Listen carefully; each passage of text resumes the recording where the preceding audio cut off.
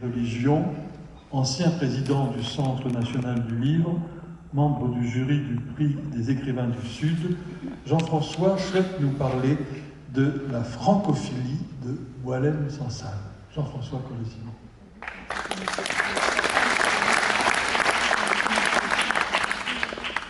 Peut-être parler d'autre chose. Je vais parler du fait que c'est une histoire vieille comme la modernité.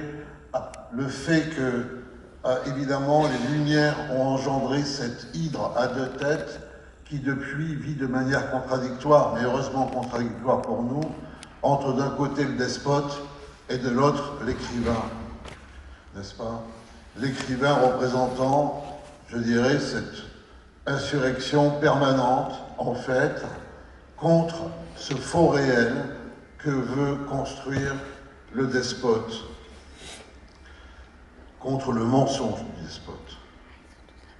Alors que s'est-il passé? Il s'est passé qu'ils ont fini par arrêter Boualem Sansal. Ils avaient 10 000 et une raisons pour cela. Ils y ont ajouté le fait que le punir, c'était aussi en quelque sorte nous punir. Et ils ont pensé qu'effectivement, le prendre comme otage d'une situation complexe qui le dépassait allait nous pétrifier. Et ça ne s'est pas du tout passé comme ça.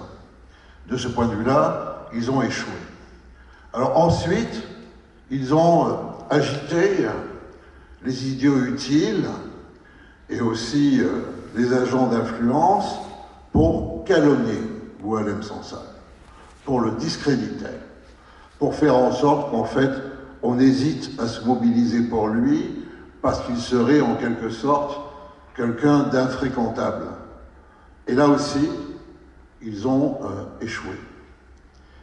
Et puis, il est arrivé ce moment où, dans l'indécision d'une machine juridique qui n'avait aucune légitimité, est arrivé ce moment de la traduction devant un juge qui a annoncé une peine plus légère que celle qu'avait requise, n'est-ce pas, le procureur.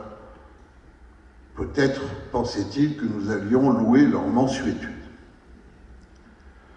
La vérité, c'est que, et c'est ça le miracle Boualem Sansal, c'est qu'il y a une mobilisation qu'il a su susciter, certainement à travers ce caractère que Antoine Gallimard, Jean-Marie Clatine et tous les autres, Jean-Noël Pancrazy bien sûr, ont su expliquer cette espèce, je dirais, de convocation, je crois qu'il n'y a pas d'autre mot, de l'amour de la vie, des autres, qui a fait que nous avons compris à ce moment-là qu'aussi vieux et fatigués nous puissions être, nous ne pouvions pas ne pas répondre à sa convocation.